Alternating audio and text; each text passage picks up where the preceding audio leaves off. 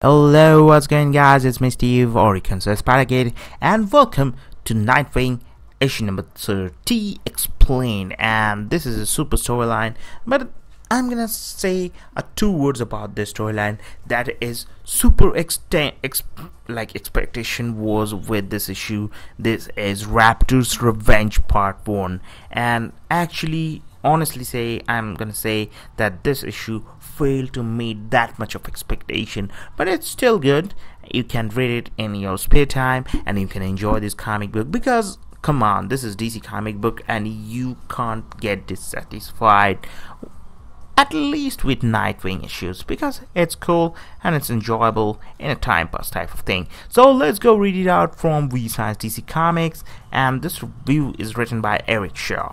For this issue of Nightwing, we move fast from scenario to scenario because either Team Seeley has a lot to set up for what he plans on doing with the character, or this issue just has a serious case of ADHD, because we start out with Dick on his way to a robbery at a fundraising event for the mayor, and while he's on his way there, we have to jump over to Blockbuster and see that all the criminal elements in Blüdhaven aren't happy with the man who sold them the second-hand weapons that don't work now. And after using brute force to put them in their place, we move back to Nightwing, who is battling Cobra troops at the fundraiser, who seem to be working for Raptor, who wants to take the mayor out for screwing over the lower-class citizens of Blüdhaven.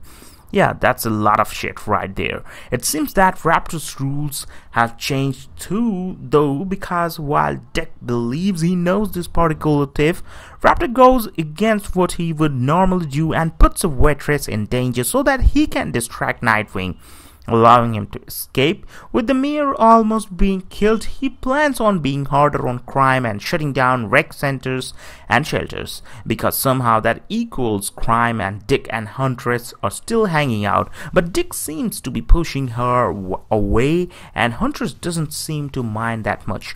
All this, and Detective Svoboda tells Nightwing that she can't work with him anymore because it could cost her her job.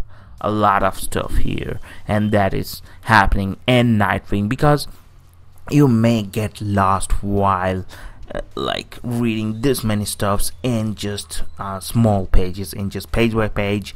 Lots of storyline changing and lots of talks are happening, so that's why you may get lost. So take a pen and a notebook and keep noting on the points.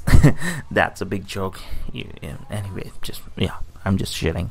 So yeah, everything is happening, and that's it for this issue of Nightwing. And goddamn, do we have through a lot of little things in this issue without really tackling anything. This seems to be an issue to set the stage for what Team Seeley has in mind coming up, but it's so fast and loose that it really just ends up coming off disjointed as hell. I do love the art in this issue though, and that's something because the last arc was really rough, but art alone isn't going to save this issue from itself, because overall all we really get is Raptor being back in town and the idea that he is not playing by his usual set of rules. Let's read it from adventuresinprotégé.com and what they are saying about this comic book. And this review is by Andrea Willer.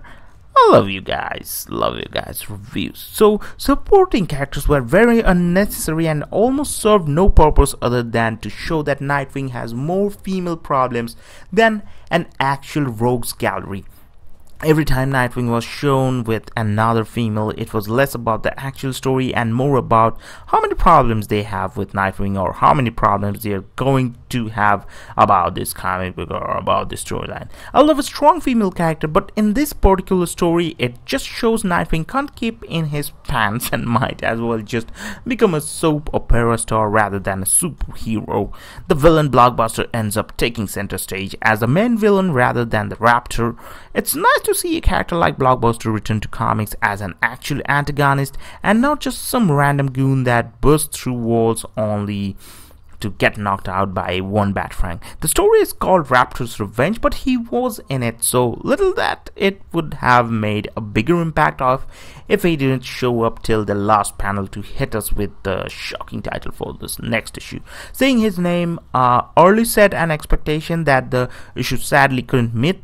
Blockbuster instantly becomes an interesting character from the first time he makes an appearance, and and makes you want to see and know even more of him in future stories. Nightwing issue number 30 is overall an less enjoyable first issue, but it's not that depression, so I'm gonna give it a 6.5 out of 10. Hope you guys have enjoyed it. Don't forget to leave a like and subscribe for more.